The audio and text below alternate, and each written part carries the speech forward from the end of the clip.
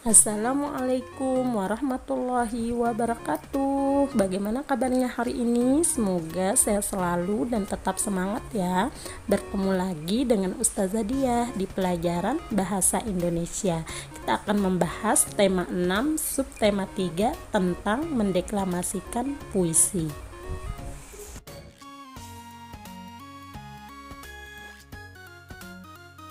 Sebelum Ustazah menjelaskan tentang pengertian deklamasi, pernahkah kakak mendengar istilah deklamasi? Nah, deklamasi merupakan membaca puisi dengan lagu atau gerak tubuh sebagai alat bantu gerak, di mana gerak yang dimaksud adalah gerak yang puitis yang seirama dengan bacaan, gerak-gerik, dan mimik.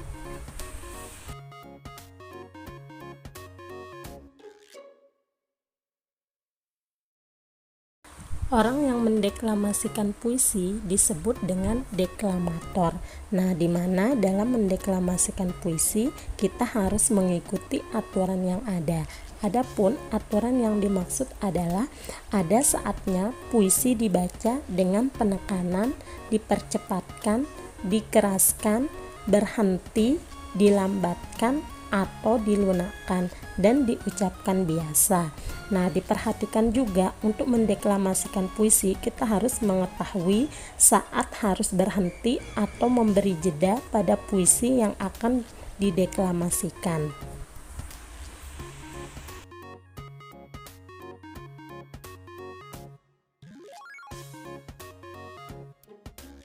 Langkah-langkah mendeklamasikan puisi.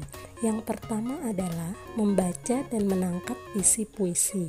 Nah, setelah kita tahu isi dan maknanya, kita baru dapat menentukan mimik atau raut wajah yang sesuai dengan isi puisi. Misalnya, puisi yang menceritakan bencana alam dapat kita deklamasikan dengan mimik sedih. Sebaliknya, puisi yang menceritakan keindahan alam dapat dideklamasikan dengan mimik gembira. Ada puisi yang membawa keceriaan, nuansa bingung, panik, dan bimbang. Yang kedua adalah menghafalkan puisi. Sebaiknya kita menghafalkan puisi yang akan dideklamasikan. Yang ketiga, memberi tanda-tanda pembacaan puisi. Yang keempat, berlatih mendeklamasikan puisi, di mana mendeklamasikan puisi itu sesuai dengan tanda-tanda dan isi puisi yang telah ditentukan. Dan yang kelima, mendeklamasikan puisi. Mendeklamasikan puisi diingat dengan mendeklamasikan dengan lafal, intonasi, gerak penghayatan, dan mimik yang sesuai.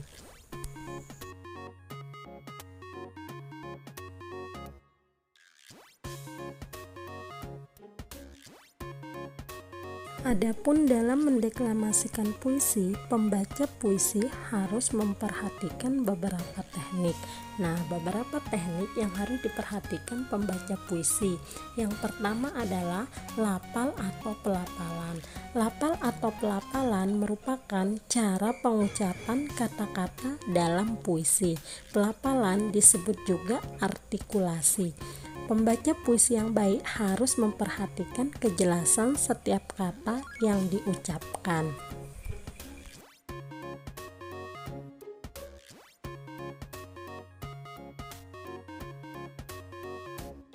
Yang kedua adalah intonasi. Intonasi merupakan perubahan nada seperti naik, turun, dan tinggi rendahnya suara. Intonasi pembaca puisi harus disesuaikan dengan isi puisi yang dibacakan, di mana baris puisi yang menandakan kesedihan tentu akan memiliki intonasi yang berbeda dengan baris yang menandakan semangat.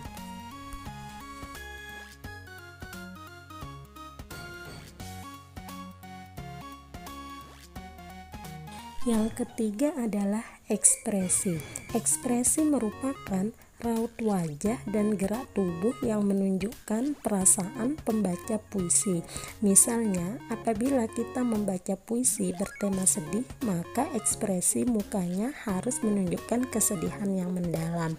Sebaliknya, apabila puisi bercerita tentang sebuah harapan, maka ekspresi mukanya harus menunjukkan mata berbinar dengan pandangan jauh menerawang. Dengan begitu, kita dapat menghayati puisi yang akan kita baca.